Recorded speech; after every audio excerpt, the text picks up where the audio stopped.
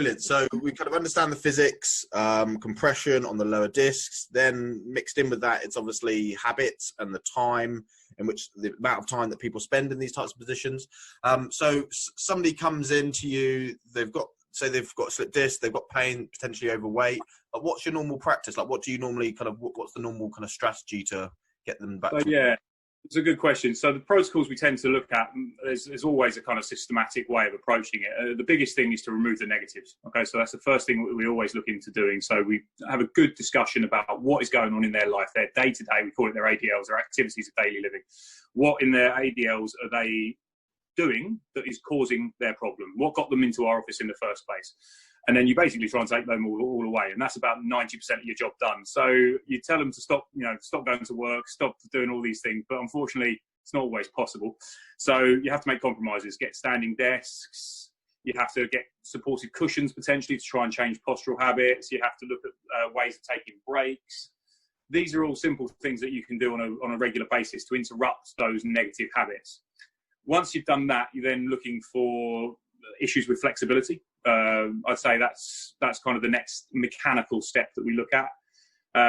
Prior to that, actually, I'd say one more thing. Actually, we actually look at emotion quite heavily a lot. I didn't used to do this in the start of my career at all. Basically, I'll just talk about the physics of it all and talk about the forces and everything involved and how the joints move.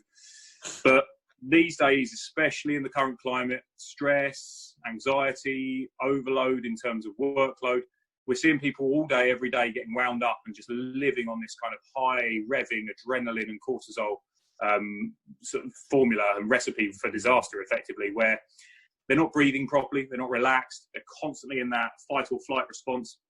And it just drives a hell of a lot of dysfunction into the system, because when they're not happy, when they're not content, they're not breathing properly through their diaphragm, which means their core's not stabilizing.